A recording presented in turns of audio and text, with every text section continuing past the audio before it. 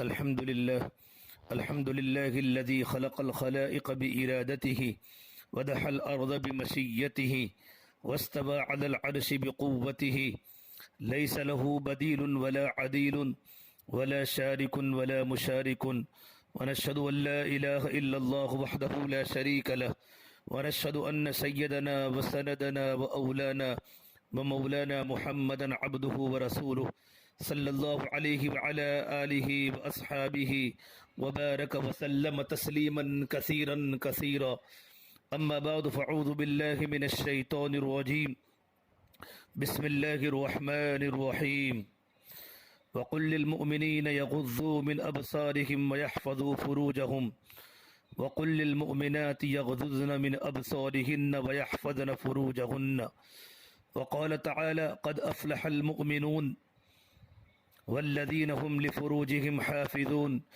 إلا على أزواجهم أو ما ملكت أيمانهم فإنهم غير ملومين فمن ابتغى وراء ذلك فأولئك هم العادون وقال النبي صلى الله تبارك وتعالى عليه وسلم الحياء شعبة من الإيمان وقال عليه الصلاة والسلام الحياء من الإيمان والإيمان في الجنة او کما قال علیہ الصلاۃ والسلام۔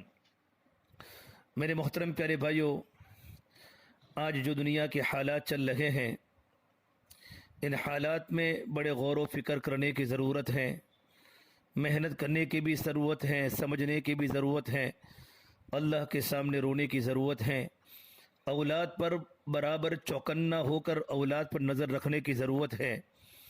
سب سے بڑی بنیاد یہ ہوئی ہے حیا شرم، یہ زندگیوں سے آہستہ آہستہ ختم ہوتی جا رہی ہے، اور یورپ کا کلچر، یورپ کی تہذیب و تمدن ہمارے بچوں میں بچیوں میں آہستہ آہستہ پیوست ہو رہی ہیں، اور آپ صلی اللہ تبارک و تعالی علیہ وسلم کی مبارک زندگی بوجھ لگ رہی ہے۔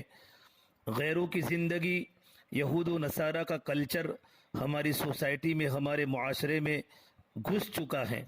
ہماری بچیاں کپڑوں کے بغیر باہر نکل چکی ہیں، جوان لڑکے ٹوپیوں کے بغیر اور اسلامی لباس کے بغیر میدانوں میں آ چکے ہیں۔ اس کی بنیادی وجہ یہ ہے کہ پاک دامنی زندگیوں سے نکل چکی ہیں۔ پاک دامنی زندگیوں میں آتی کہ حیا سے، اس لیے اللہ کے نبی صلی اللہ تبارک و تعالی علیہ وسلم نے فرمایا حیا تو ایمان کا عظیم شعبہ ہے، الحیاء شعبۃ من الایمان۔ مومن جو ہوتا ہے وہ باحیا ہوتا ہے، اس کی زندگی پاکیزہ ہوتی ہے، پاک دامن ہوتا ہے، عفیف زندگی ہوتی ہے۔ اسی وجہ سے اللہ تعالیٰ نے اس پر خصوصی رحمت اللہ تبارک و تعالیٰ کی طرف سے برستی ہیں۔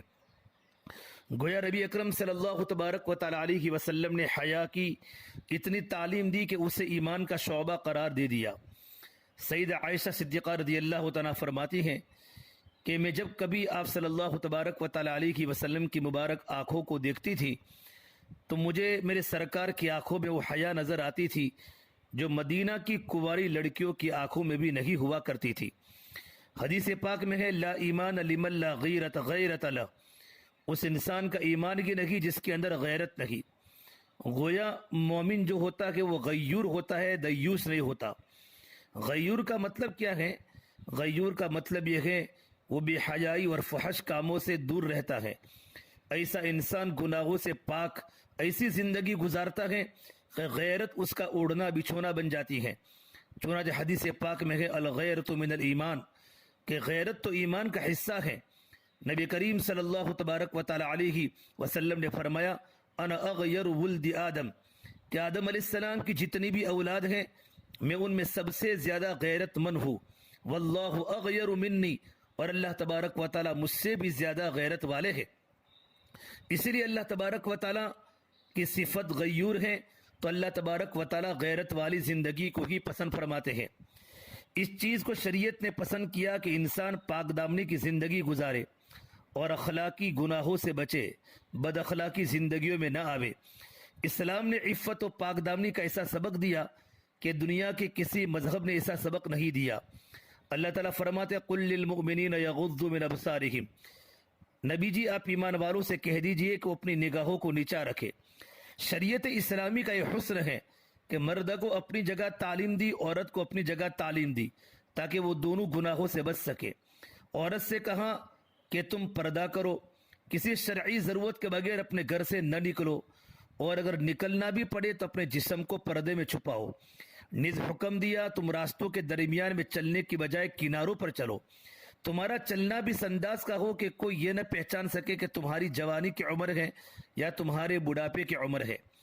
اگر کسی تقریب میں جانا ہو تو ایسی خوشبو مت استعمال کرو جو پھیلنے والی ہو۔ اللہ نے قرآن کریم میں شعیب علیہ السلام کی بیٹی کی چال کو بیان کیا ہے، فَجَاءَتْهُ إِحْدَاهُمَا تَمْشِي عَلَى اسْتِحْيَاءٍ، اس کی چال اتنی شرمیلی تھی، اتنی باحیا تھی کہ اللہ نے قرآن کریم کو اس کی چال کا قرآن کریم کا حصہ بنا دیا۔ حدیث پاک میں ہے عورت کے لیے بہترین خوشبو وہ ہے جس کا رنگ زیادہ ہو مگر پھیلتی کم ہو۔ نیز فرمایا ایسا لباس مت پہن کر نکلو جس کو دیکھ کر غیر محرم لوگوں کی نگاہیں تم پر پڑ جاوے۔ میرے بھائیو، بے پردہ باہر نکلنے والی عورت کو سختی سے منع کیا گیا۔ فرمایا رب قاسیات عاریات یوم القیامہ، وہ عورتیں جو بے پردہ ہو کر اپنے گھروں سے باہر نکلے گی، اللہ تبارک و تعالی کل قیامت کے میدان میں ان کا یہ حشر فرمائیں گے کہ ان کو ننگا کر کے جہنم کے اندر دھکا دلوائیں گے۔ یہ کس لیے؟ اس لیے کہ اس نے حیا کی چادر کو خود اتار دیا تھا، اور کل قیامت کے میدان میں اللہ تبارک و تعالی ان کی طرف توجہ بھی نہیں فرمائیں گے۔ میرے بھائیو، نبی کریم صلی اللہ تبارک و تعالی علیہ وسلم نے صحابہ کرام میں حیا والی صفت ایسی کوٹ کوٹ کر بھر دی تھی، اور صحابہ کرام اتنے باحیا تھے کہ ان کی نگاہیں غیر کی طرف اٹھتی ہی نہیں تھی۔ چنانچہ حضرت عمر بن خطاب رضی اللہ تعالیٰ کے دور خلافت میں ایک عورت یمن سے چلی اور مدینہ طیبہ اکیلی آئی۔ اس نے مہینوں کا سفر کیا، اور رات کو بھی کہیں ٹھہرتی ہوگی۔ اس کے پاس مال بھی تھا، جان اور اپنی عزت و ناموس کا بھی خطرہ تھا۔ حضرت عمر کو پتہ چلا تو آپ نے اس عورت کو بلوایا۔ پہلے یہ پوچھا کہ تم اکیلی کیوں آئی؟ اس نے کوئی عذر پیش کیا، معذرت پیش کی۔ پھر حضرت عمر رضی اللہ تعالیٰ نے دوسرا سوال پوچھا، بتاؤ تم جوان العمر عورت ہو، تم جوان ہو، تم نے اکیلے سفر کیا، آبادیوں سے بھی گزری، ویرانوں سے بھی گزری، صحراؤں سے بھی گزری، تمہیں جان و مال اور عزت و آبرو کا بھی خطرہ تھا، یہ بتاؤ تم نے یمن سے مدینہ تک کے لوگوں کو کس حال پر پایا؟ اس عورت نے جواب دیا ہے، اللہ اکبر، کہ بالمؤمنین میں یمن سے چلی اور مدینہ تک پہنچی، میں نے راستے کے سب لوگوں کو ایسے پایا جیسے سب کے سب ایک ہی ماں باپ کے اولاد ہوتے ہیں۔ ان سب کی نگاہیں اتنی پاکیزہ تھی کہ جوان العمر عورت سینکڑوں میل کا سفر کرتی تھی اور اسے اپنی عزت و آبرو کا کوئی خطرہ نہیں ہوا کرتا تھا کہ آپ صلی اللہ تبارک و تعالی علیہ وسلم نے صحابہ کے دلوں کی رگ رگ میں حیا کو بھرا تھا۔ صحابہ باحیا تھے، پاک دامن تھے۔ میرے بھائی، دین اسلام کا حسن ہے، وہ انسان کے اندر سے شہوات، خواہشات اور شیطانیت کو نکال کر رکھ دیتا ہے۔ جب کوئی بندہ یہ دیکھے کہ میری نگاہ پاک نہیں، میرے دل میں طوفان اڑتے ہیں، میرے دل میں غلط تمنائیں جنم لیتی ہیں اور غلط خیالات پریشان کیے رکھتے ہیں، تو انسان سمجھ لے ابھی میرے باطن پر میل ہے، ابھی میرا اندر سے گندا ہے، میرا دل کا روا روا خباثت سے بھرا ہوا ہے، میرا معاملہ بہت بگڑا ہوا ہے۔ ہماری نگاہ کی ناپاکی اور نامسلمانی اس بات کی دلیل ہوتی ہے کہ ہمیں اپنے باطن پر اور اپنے اندر محنت کرنے کی ضرورت ہے۔ جس بندے نے بھی اپنے باطن پر محنت کی اور اپنے قلب کو بنایا، اللہ تعالیٰ نے اسے پاکیزہ زندگی عطا فرمائی۔ میرے بھائیو، آج کل کے نوجوان اکثر اس معاملے میں پریشان رہتے ہیں۔ اس کی دو بنیادی وجوہات ہیں، ایک تو بے پردگی بڑھتی جا رہی ہے، اور دوسرا یہ کہ وہ اپنے اوپر محنت نہیں کرتے، اس لیے آگ کے مانند ہو جاتے ہیں۔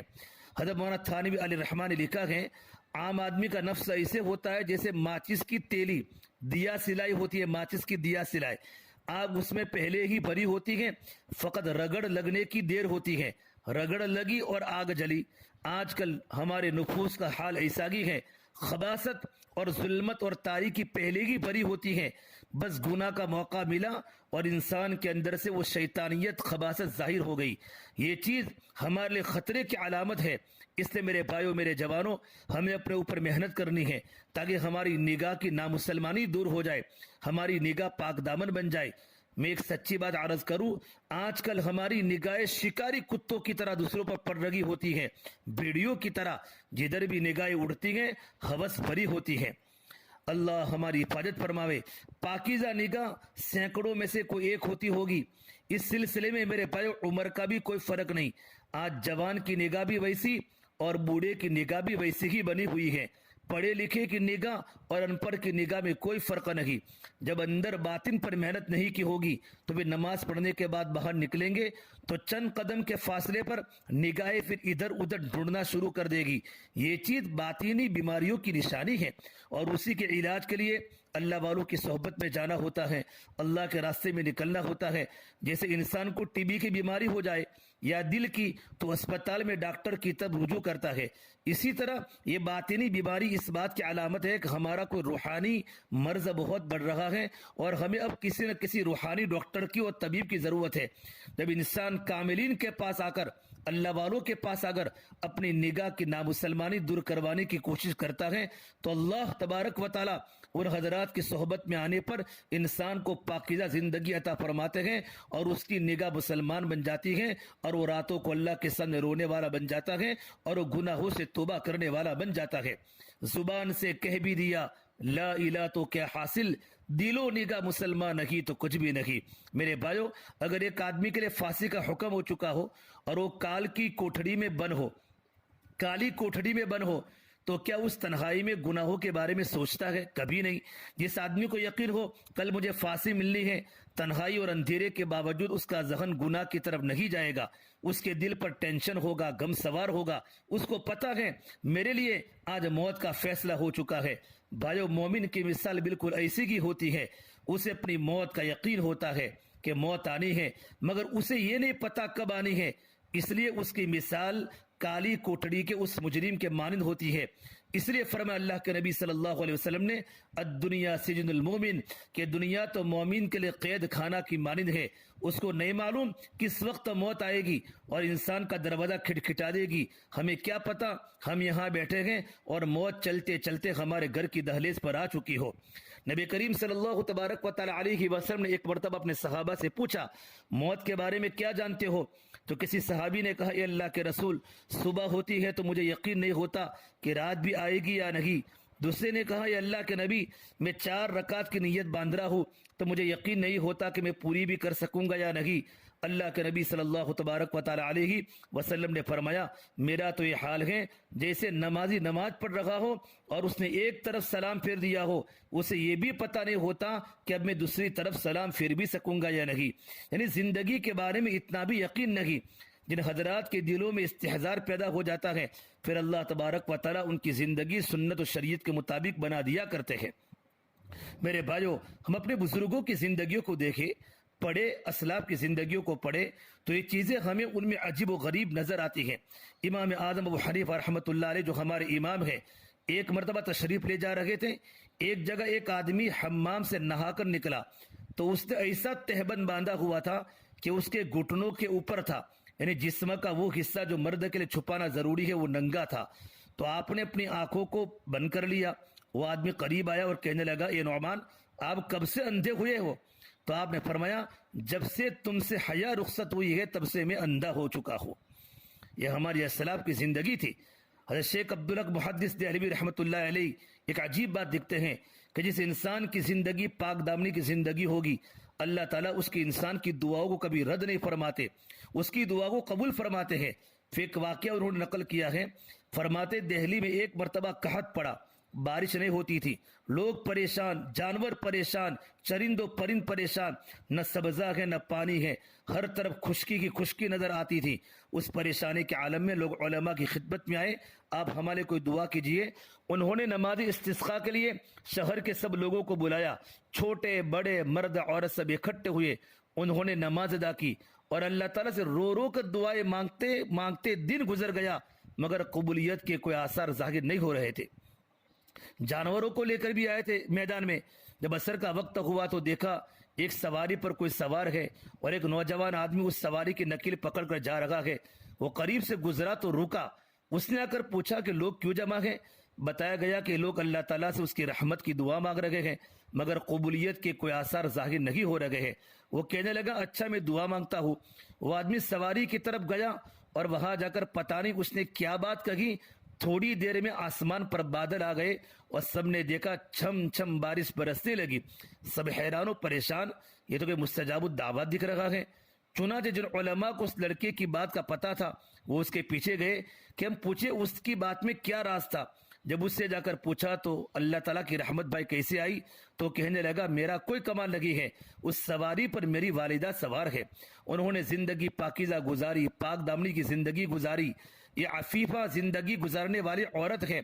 जब मुझे पता चला कि आपकी दुआ कबूल लगी हो रही तो मैं उनके पास आया और उनकी चादर का कोना पकड़कर दुआ की, अल्लाह मैं उस माँ का बेटा हूँ जिससे जिंदगी में कभी गलत निकाहों से नहीं देगा, पाक दामनी की जिंदगी गुजारी। अल्लाह अगर आपकी बारगाह में मेरी वालिदा का अमल कबूल है तो आप रहमत की बारिश अता फरमा दीजिए। अभी दुआ मांगी ही थी कि परवरदिगार ने रहमत की बारिश अता फरमा दी। सुभान अल्लाह, पाक दामनी कितनी बड़ी अल्लाह ताला की नेमत है कि पाक दामनी की बरकत से अल्लाह ताला दुआओं को कबूल फरमाते हैं। आज मेरे भाइयों, अक्सर लोगों को रिस्क की परेशानी होती है। हर तीसरा बंदा ये कहेगा या तो जिन का असर है या काले इल्म का असर है या किसी ने मुझ पर कुछ कर लिया है, और आमिलों के चक्करों में इंसान इधर से उधर भागता है। पता नहीं किसने हमारे ऊपर जादू किया है, हमारे यहाँ बांध दिया है। अजीब व गरीब जिंदगियां हैं। ये नहीं देखते कि हमारे अमाल शरीयत व सुन्नत के मुताबिक या खिलाफ हैं। हकीकत मेरे भाइयों, हमारी बदअमालियों ने हमारे रिस्क को बंद किया है। हमारी बदअमालियों की वजह से रोजी के दरवाजे बंद है और अल्लाह ताला ने इंसान को परेशान किया हुआ होता है। इसलिए अपने अमाल को सवार कर जिंदगियों को पाकीज़ा बनाने की ज़रूरत है ताकि अल्लाह ताला की हमारे ऊपर रहमतें आए और हमारी ज़िंदगी में बहार पैदा कर दे। ये चीज़ कब आएगी? जब हमारी ज़िंदगियों में हया होगी, हमारी निगाहें पाक होगी। हमें चाहिए कि हम जब रास्तों पर चल लगे हो अपनी निगाहों को नीचे रखे। हदीस पाक में है, तुम पाक दामन रहो, तुम्हारी औरतें पाक दामन रहेगी। और जो बंदा अपनी निगाहों को गैर महरम से महफूज कर लेता है, अल्लाह तबारक व तआला उसके बदले में उसको ईमान की मिठास और ईमान की हलावत अता फरमाते हैं। बाद हादिस में फरमाया, अल्लाह ताला उसके बदले में उसकी इबादत में लज्जत अता फरमाते हैं। अब आज नमाज में सुरूर क्यों नहीं है, नमाज में लज्जत क्यों नहीं है, सजदे के अंदर मजा क्यों नहीं आता, कुरान की तिलावत में मजा क्यों नहीं आता? इसलिए कि निगाहें पाक नहीं होती। मेरे भाइयों, एक जगह पर अजीब बात लिखी हुई मैंने पढ़ी, जब आदमी किसी गुनाह पर कादिर होता है मगर अल्लाह ताला के डर से वो गुनाह नहीं करता, उस लम्हे में वो जो भी दुआ मांगता है अल्लाह ताला उसकी दुआ को कबूल फरमाते हैं। ये तजर्बे वाली बात है, आप उसे आजमा कर देख लीजिए। आप कहीं जा रहे हो, जी चाहता है निगाह उठाकर देखे सामने कौन है, मगर आप अपने नफ्स के खिलाफ जिहाद करते हुए अपनी निगाहों को नीचा करते हैं, तो उस वक्त आप अल्लाह तबारक व तआला से जो भी दुआ मांगेंगे अपनी जिंदगी में उसे अपनी आंखों से पूरा होते हुए देखेंगे। इसलिए मेरे भाइयों, इस्लाम ने हमें न सिर्फ जीना करने से मना किया बल्कि उन तमाम कामों से मना किया जो इंसान को जीना की तरफ ले जाते हैं। कुरान ने खुद कहा, वला तक़रबुज़ ज़िना, तुम जीना के करीब भी मत जाओ, इन्नहु कान फ़ाहिशा व सअ सबीला, ये रास्ता बहुत गंदा रास्ता है, अल्लाह तबारक व तआला को नापसंद है। इसलिए मेरे भाइयों, हदीस पाक में है, जब आदमी बदकारी की जिंदगी गुजारता है अल्लाह ताला उसकी उम्र को कम कर दिया करते हैं। उम्र को कम करने का मतलब, उसके दो मतलब उलमा ने लिखे हैं। एक मतलब तो ये कि 60 साल की उम्र थी और ऐसी बीमारी आई कि 50 में ही मर गया, यूं उम्र कम कर दी गई।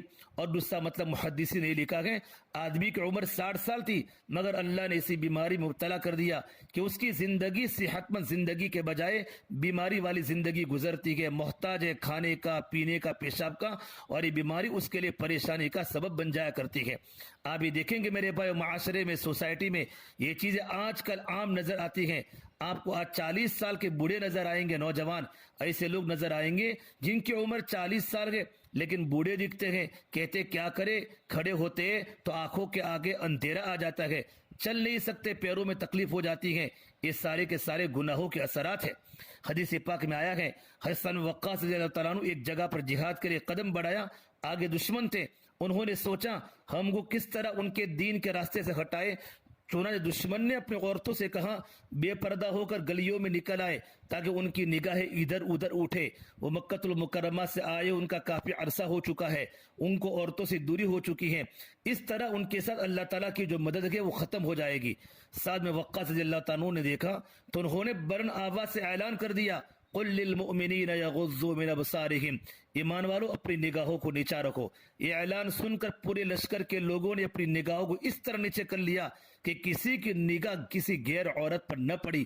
حتیٰ کہ لشکر کے لوگ جب لوٹ کر آئے تو ان سے کسی نے پوچھا یہ تو بتائیں جس قلعے میں آپ داخل ہوئے وہاں کے مکانوں کی بلندی کیسی تھی، وہاں کی چھتیں کیسی تھی؟ فرمانے لگے جب امیر لشکر نے نظریں جھکانے کا حکم دیا تو ہم نے نہ مکانوں کی اونچائی کو دیکھا نہ مکان کی چھتوں کو دیکھا۔ سبحان اللہ، اللہ تبارک و تعالیٰ نے انسان کی آنکھوں پر جو پردہ بنایا نا، وہ بھی اتنا جلدی کام کرنے والا پردہ بنایا گیا، پلک جھپکنا ایک ضرب المثل بن گئی۔ وقت کی قلت کی بات کرنی ہو تو کہتے ہیں بھئی جی پلک جھپکنے کی دیر میں، یعنی تھوڑی سی دیر میں اللہ تبارک و تعالیٰ نے اس دروازے کو جلدی سے بند ہونے والا اس لیے بنایا کہ میرے بندوں کل قیامت کے دن تمہیں اعتراض نہ کر سکو۔ رب کریم غیر محرم سامنے تھی، ہم چاہتے تھے آنکھیں بند کر دیں مگر ہمیں آنکھیں بند کرنے میں وقت لگ گیا تھا، اسے نظر غلط لگ گئی۔ اللہ تبارک و تعالیٰ نے کتنی بڑی نعمت عطا فرمائی ہے۔ انسان کے جسم کے دو اعضاء ایسے ہیں جن کو اللہ تبارک و تعالیٰ نے دوہری حفاظت دی ہے، ڈبل اللہ نے حفاظت دی ہے۔ ایک تو زبان دیکھیے، اس کے گرد دو دیواریں ہیں، ایک دانتوں کی دیوار اور ایک ہونٹوں کی دیوار۔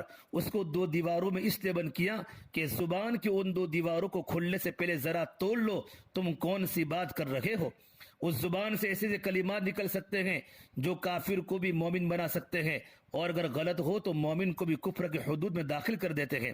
دوسرا، انسان کے جسم کے جو پوشیدہ اعضاء ہیں ان کے اوپر ہمیشہ دو کپڑے ہوتے ہیں، بازوؤں پر ایک کپڑا، پیٹ پر ایک کپڑا، ٹانگوں پر ایک کپڑا، لیکن پوشیدہ اعضاء پر ہمیشہ دو کپڑے ہوتے ہیں، اوپر قمیص، دوسرا نیچے ازار بند۔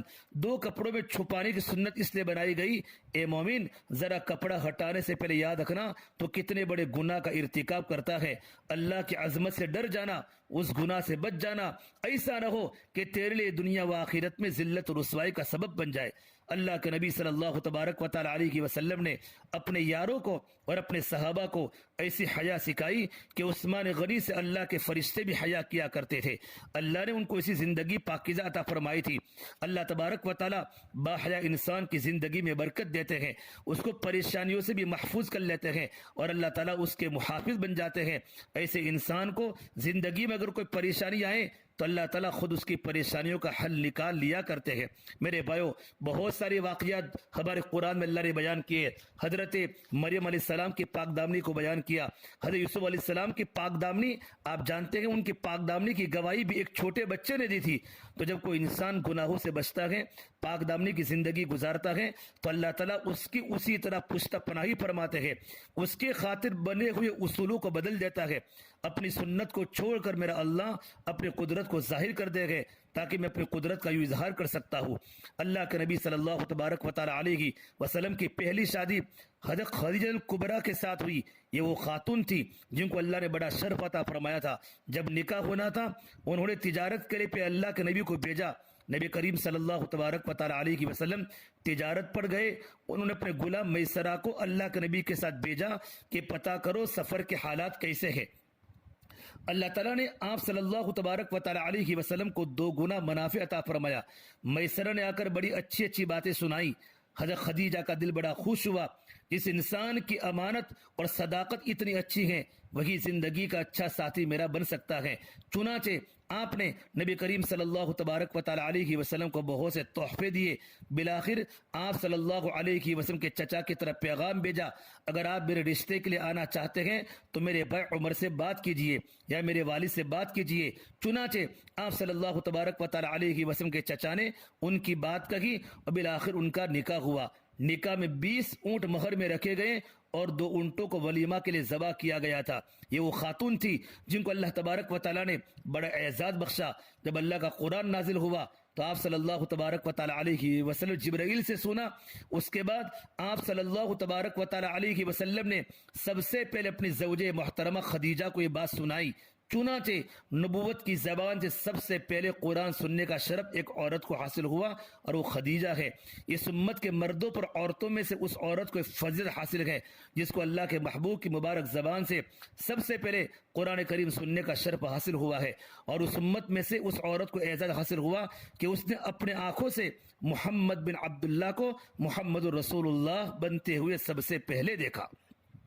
جب آپ صلی اللہ تبارک و تعالی علیہ وسلم کسی وجہ سے غمگین ہوتے اور فرماتے خشیت علی نفسی، مجھے اپنی ذات پر ڈر ہے، جب وہ فرشتہ آتا ہے تو مجھے اپنی جان کا خوف ہوتا ہے، آپ فرماتی کلا ہرگز نہیں، اللہ آپ کو ضائع کبھی نہیں کرے گا، اللہ آپ کی مدد کریں گے۔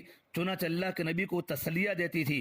ہجرت سے 3 سال پہلے 65 سال کی عمر میں ان کی وفات ہوئی اور جنت المعلا میں مکہ میں ان کی قبر ہے۔ خدیجہ کی وفات کے بعد اللہ کے نبی صلی اللہ تبارک و تعالی علیہ وسلم مغموم رہا کرتے تھے۔ تسلی دینے والا زندگی کا جو ساتھی تھا وہ بھی چلا گیا۔ ان دنوں میں آپ صلی اللہ علیہ وسلم کے غم کو بانٹنے والا کوئی نہیں تھا۔ حدیث پاک میں ہے آپ کو خواب کے اندر ایک شکل دکھائی گئی، فرمایا میرے محبوب آپ غمزدہ رہتے ہیں، ہم نے آپ کے لیے زندگی کے ساتھی کا چناؤ کر دیا ہے۔ آپ صلی اللہ تبارک و تعالی علیہ وسلم بیدار ہوئے۔ آپ نے ایک عورت کو پیغام بھیجا کہ میں نے اس طرح کی ایک لڑکی دیکھی ہے جس کے ساتھ پروردگار کی طرف سے اشارہ ہے، یہ تمہاری زندگی کی دوسری رفیق حیات بنے گی۔ انہوں نے جواب دیا یہ تو صدیق اکبر کی بیٹی عائشہ ہے۔ چنانچہ اللہ تبارک و تعالی نے ان کو اللہ کے نبی صلی اللہ تبارک و تعالی علیہ وسلم کے نکاح میں دے دیا۔ میرے بھائیو، سیدہ صدیقہ عائشہ یہ اللہ کے نبی کی وہ زوجہ ہے جو کنوارے پن میں آپ صلی اللہ علیہ وسلم کے نکاح میں آئی۔ باقی جتنی بھی ازواج مطہرات ہیں وہ سب کی سب ایسی تھی جن کی پہلے شادی ہو چکی تھی یا ان کو طلاق ہو چکی تھی یا ان کے خاوند ہو چکے تھے اور بعد میں ان کا نکاح اللہ کے نبی کے ساتھ دوبارہ ہوا۔ بلکہ اگر میں یوں کہہ دوں تو بیجا نہ ہوگا، یہ وہ ہستی ہے عائشہ جنہوں نے جب بلوغ کی زندگی کو اختیار کیا تو ان کی نگاہوں نے سب سے پہلے اللہ کے نبی صلی اللہ تبارک و تعالی علیہ وسلم کے مبارک چہرے کو دیکھا۔ اللہ کے نبی صلی اللہ تبارک و تعالی علیہ وسلم کو سیدہ عائشہ سے بڑی محبت تھی۔ آپ نے ان کی کنیت عبداللہ بن زبیر کے نام پر ام عبداللہ رکھی۔ عبداللہ ان کے بھانجے اسبا کے بیٹے تھے۔ عبداللہ بن زبیر ایک دفعہ آپ گود میں لے کر اللہ کے نبی کی خدمت میں آئی عبداللہ بن زبیر کو اور عرض کیا رسول اللہ آپ ان پر شفقت فرما دیجئے۔ اللہ کے نبی صلی اللہ تبارک و تعالی علیہ وسلم نے ان کو پیار بھی فرمایا اور دعا بھی دی اور فرمایا عائشہ تمہیں میں ام عبداللہ کی کنیت دیتا ہوں، مگر کبھی آپ صلی اللہ تبارک و تعالی علیہ وسلم عائشہ کو حمیرہ سے بھی پکارا کرتے تھے، اے میری حمیرہ۔ ایک دفعہ سیدہ عائشہ صدیقہ تشریف فرماتی، آپ نے فرمایا عائشہ مجھے تم سے اتنا پیار ہے، مجھے تم اتنی اچھی لگتی ہو جیسے مکھن اور کھجور کو ملا کر کھایا جائے، جتنی لذت اس میں ہوتی ہے مجھے تم اتنی ہی مرغوب ہو۔ سیدہ عائشہ رضی اللہ عنہا نے فوراً جواب دیا اللہ کے نبی مجھے تو آپ شہد اور مکھن کو ملا کر کھانے کی طرح مرغوب ہے۔ اللہ کے نبی صلی اللہ تبارک و تعالی علیہ وسلم مسکرا دیے کہ میں نے تو مکھن اور کھجور کی مثال دی تھی لیکن اس نے کیسی عقل بندی کی بات کہی۔ اور اتنا بڑا علم اللہ نے دیا تھا حضرت عائشہ کو۔ عطا ابن ربا امام حنیفہ کے اساتذہ میں سے ہے، وہ فرماتے ہیں اللہ نے علم، تقوی اور حسن و جمال میں ان کو تمام ازواج مطہرات سے زیادہ رتبہ عطا کیا تھا۔ بلکہ امام زہری نے تو یہ کہہ دیا اگر تمام ازواج مطہرات کے علم کو جمع کر دیا جائے تو عائشہ صدیقہ کا علم پھر بھی ان کے علم سے بڑھ جائے گا۔ سیدہ عائشہ صدیقہ 2210 احادیث روایت کی ہے۔ آپ فقیہ بنی۔ صحابہ کرام میں 40 فقہا تھے جن کا زیادہ رتبہ سمجھا جاتا تھا، پھر ان 40 میں سے بھی 14 ایسے تھے جن کا اور بھی زیادہ مرتبہ تھا، ان میں سیدہ عائشہ صدیقہ کا بھی نام آتا ہے۔ ایک وقت ایسا بھی آیا جب ازواج مطہرات کو اختیار دیا گیا کہ تم چاہو تو ایسی زندگی اختیار کرو، تمہیں اتنا مال و دولت دے دیا جاتا ہے مگر تم اپنی زندگی گزارو اور چاہو تو اللہ کے محبوب کے ساتھ زندگی گزارو۔ نبی کریم صلی اللہ تبارک و تعالی علیہ وسلم نے تمام ازواج کو اختیار دے دیا مگر حمیرہ سے کہا تم اپنی والدین سے مشورہ کر لینا۔ اللہ کے محبوب کے دل میں بات تھی کم عمر ہے، ایسا نہ کوئی اور فیصلہ کر لے، چنانچہ والدین کے ساتھ مشروط کر دیا۔ اللہ کے نبی کو پتا تھا غلام کی بیٹی ہے، صدیق کی بیٹی ہے، وہ تو اچھا ہی مشورہ دیں گے۔ میرے بھائیو اسی اتنی بڑی پاک دمن عورت پر بھی تہمت آئی ہے، عجیب واقعہ پیش آیا ہے۔ اللہ تبارک و تعالیٰ کی بھی عجیب مشیت ہوتی تھی لیکن اللہ تبارک و تعالیٰ نے صدیقہ عائشہ کی تہمت کو اللہ نے قرآن کریم کے اللہ نے ختم کر دیا۔ اللہ نے قرآن کریم کی آیتوں کے ذریعے فرمایا عائشہ مبارک ہو، جب کلام اللہ کی 18 آتے حضرت عائشہ کی پاک دامنی کے بارے میں نازل ہوئی، میرے نبی خوش ہو گئے، اللہ کے نبی کا چہرہ 14ویں کی چاند کی طرح چمک اٹھا، اور میرے نبی نے فرمایا عائشہ مبارک، اللہ کا کلام اگر آیا ہے، اللہ نے کہا الخبیثات للخبیثین والخبیثون للخبیثات والطیبات للطیبین والطیبون للطیبات اولئک مبرؤون مما یقولون، اللہ نے تیری براءت نازل فرما دی۔ اس وقت میری والدہ فرمانے لگی عائشہ اٹھ اور اللہ کے نبی کا شکریہ ادا فرمانے لگی میری توجہ رب کی طرف گئی، فرمانے لگی میں اپنے رب کا شکریہ ادا کرتے ہوں جس نے محبوب کی حمیرہ کی فریاد کو قبول کیا، ان کی پاک دامنی کی گواہی میں قرآن کریم کی 18 آیت نازل فرما دی، یہی نہیں ان کی براءت نازل فرما دی، بلکہ آگے فرما دیا تمہیں اتنا عرصہ جو پریشان رہنا پڑا اس کے بدلے میں لہم مغفرۃ و اجر عظیم، تمہارے مغفرت اور اللہ کی طرف سے بہت بڑا اجر ہے۔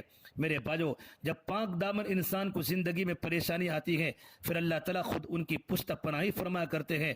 آج بھی جو انسان نیکوکاروں کی زندگی اور پرہیزگاروں کی زندگی بسر کرے گا اللہ تعالیٰ کی مدد اس کے ساتھ ہوگی۔ آپ صلی اللہ تبارک و تعالیٰ علیہ وسلم کی تعلیمات کتنی اچھی ہیں، آپ نے اس بات سے منع فرمایا کوئی بھی ایسا کام کیا جائے جو حیا کے تقاضوں کے خلاف ہو۔ آپ نے ایک صحابی کو حیا کا ایسا نمونہ بنایا تھا کہ ان کی نگاہیں پاکیزہ، ایک صحابی کو ان کے دل پاکیزہ اور ان کی زندگی گناہوں سے پاکیزہ تھی۔ اللہ تعالی ہمیں بھی ان کی پاک دامنی والی زندگیوں کا نمونہ عطا فرماوے اور ہمیں بھی حیا اور غیرت والی زندگی گزارنے کی اللہ تبارک و تعالی توفیق عطا فرماوے۔ اللہ تعالی ہم تمام کو صحابہ جیسے ہمارے دل عطا فرماوے اور پاک دامنی والی زندگی اللہ پاک ہم تمام کو گزرنے کی توفیق عطا فرماوے۔